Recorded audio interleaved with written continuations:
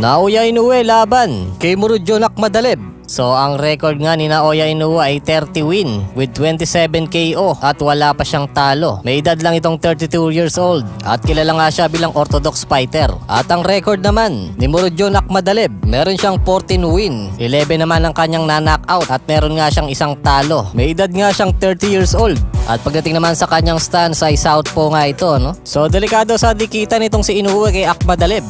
So may tulog siya rito, no, kung hindi siya didistansya. Pagdating naman sa experience ay lamang na lamang nga rito si Inoue. Pero syempre di dapat siya magpakampante rito. Dahil baka eto pa, no, ang sumira sa kanyang malinis na kartada na wala pang talo. Sino kaya sa kanilang dalawa, no, ang hihiga sa ibabaw ng lona? Si Inoue ba o si Akmadaleb? O mauuwi sa desisyon ng laban? Ano ba sa inyong palagay? Mag-comment lang ng iyong opinion at babasahin natin yan at pag-uusapan. So ito ay short clip lang, no, mabilis lang na usapan ito. May mga ilang paninda nga pala rito sa affiliate, no? Baka matripan yung bumili, pumili lang po kayo dyan sa mga link. Dediretso po kayo dyan patungong Shopee. Ang inyong pagbili ay malaking tulong yan sa mga katulad naming vlogger. Maraming salamat po. So ngayong araw ay umorder nga ako ng flyball. At dumating na nga ito at binuksan ko na agad para makita ang laman. Baka mamaya ay puro karton lang pala. Charot lang. Pero syempre ay hindi nga ganon. Dahil tama nga yung in-order ko, no? At dalawa nga ay nandito. Kaya naman nagtanggal na ako ng panggilid. At papalitan na nga ito ng flyball. Kasi ang flyball ng motor ko ay 4 na buwan na nga itong hindi napalitan. Puro linis panggilid na lang, no? So DIY nga lang ang ginagawa ko. Destroy yourself. Ika nga ng mga mekaniko. Charot lang. Medyo pinahirapan lang ako ng konti dito sa backplate. So kahirapan nga, no, yung kanya pagtanggal.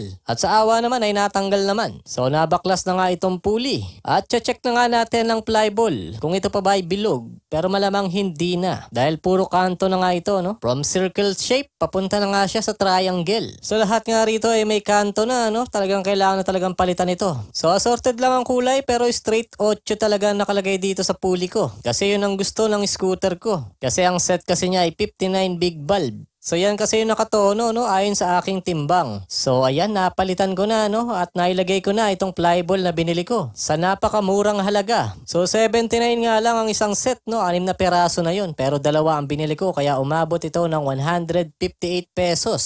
So hindi lang naman pang Mio Sporty yung tinda nila, no, iba-ibang scooter din yung kanilang mga flyball. Andyan nga lang pala yung link, no, sa comment section. Umorder ka na. Dahil nga makakatipid ka nga ng malaki. So dito nga ay kinakabit ko na nga itong pulley. At syempre ay susunod ko na nga itong belt na ikakabit. At syempre maglalagay din ako ng 2.5 na washer sa gitna. At ayan ay kinabit ko na nga rin ng drive pace. At syempre yung pinion gear niya, no, para sa kickstart. At sinunod ko na nga rin dyan ng nut. At dito nga ay babarilin ko na ito. At syempre tamang higpit lang, no, para iwas lost thread niya. Mahirap na nga ma-lost threadan. Gastos yun. Kapansin-pansin ang dumi ng motor ko. Hindi ko pa kasi nilinisan ito, no, dahil nag-uulan nga kasi. Pero mamaya ikaka-car wash ko na nga ito. Motor wash pala. At dito nga ipapaandarin ko na nga ito. So ang dami ko pang papalitan sa motor ko. Papalitan ko pa ng fan belt. Tapos clutch lining. Tapos yung pulley ay papalitan ko na nga rin ito, no? Dahil may kaluwagan na nga rin ito pagdating sa bushing niya. Ang dami ko nga papalitan, no? Sana meron mag-sponsor